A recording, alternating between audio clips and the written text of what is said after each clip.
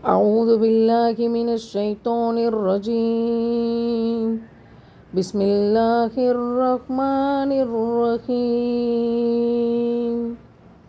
قالوا ادع لنا ربك يبين لنا ما لونها قال إنه يقول إنها بقرة صفراء فاقع لونها تسر الناظرين. அதன் நிறம் யாது என்பதை விளக்கும்படி நமக்காக இறைவனை வேண்டுவீராக என்று அவர்கள் கூறினார்கள். அவர் கூறினார், திட்டமாக அது மஞ்சள் நிறமுள்ள பசுமாடு, கெட்டியான நிறம், பார்ப்பவர்களுக்கு பரவசமளிக்கும் அதன் நிறம் என்று அவ்விறைவன் அருளினான் என்று மூசா கூறினார்.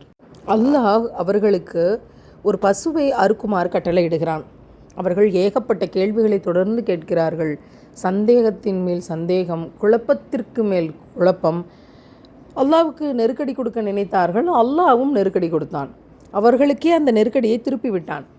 பசுவினுடைய தன்மைகளை பற்றி அவர்கள் ஒவ்வொன்றாக கேட்டுக்கொண்டிருக்கும்போது, முதல் வசனத்தில் சொல்லப்பட்டது இதற்கு முந்தைய வசனத்தில் அது கிழட்டு பசுவும் கிடையாது, கன்று கிடையாது, இரண்டுக்கும் இடைப்பட்டது என்று சொல்லப்பட்டது. அதற்கு பிறகு அவர்கள் அடுத்த கேள்வியை கேட்கிறார்கள், அதனுடைய நிறம் எப்படிப்பட்டதாக இருக்கும்? அதனுடைய நிறம் எப்படிப்பட்டதாக இருக்கும் என்று அவர்கள் கேட்கிற போது அல்லாஹ் தெளிவாக விளக்கினான். அது ஒரு மஞ்சள் நிற பசு. அதனுடைய நிறம் பளிச்சென்று இருக்கும். பார்ப்போரை அது பரவசப்படுத்தக்கூடியதாக இருக்கும். கருப்போ சிவப்போ வேறு எந்த கலவை நிறமோ அந்த பசுவில் இருக்காது. ஒரே ஒரு நிறம், அது மஞ்சள் நிறமாக இருக்கும் என்று தெளிவாக விளக்கம் தரப்படுகிறது. இதோடு சந்தேகம் நின்றதா என்றால் நிற்கவில்லை. இன்னும் சந்தேகங்கள், இன்னும் கேள்விகள், இன்னும் குழப்பங்கள் இப்படி தொடர்ந்து கொண்டே வருகிறது.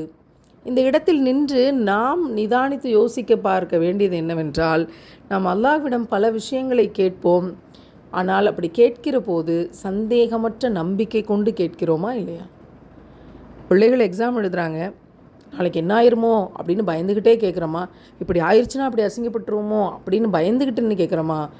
அல்லாஹ் எங்களை நீ பாதுகாப்பாயாக, இறைவன் பாதுகாப்பான் என்ற முழு நம்பிக்கையோடு, சந்தேகமே இல்லாத நம்பிக்கையோடு கேட்கிறோமா? அப்படி சந்தேகமே இல்லாத நம்பிக்கையோடு கேட்டால் அந்த இடத்தில் ஒரு நம்பிக்கை வரும், தன்னம்பிக்கை வரும். அது தைரியத்தை கொடுக்கும். அந்த தைரியம் உற்சாகத்தை கொடுக்கும். அந்த உற்சாகம் தெளிவை கொடுக்கும். அந்த தெளிவு வெற்றிக்கு வழி நடத்தும். ஆனால் இன்றைக்கு மனிதர்களுக்கு இருக்கக்கூடிய மிகப்பெரிய வியாதி சந்தேகம்.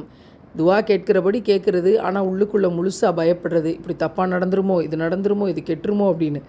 இறைவன் யாவற்றையும் அறிந்தவனாக பார்த்து கொண்டிருக்கிறான்.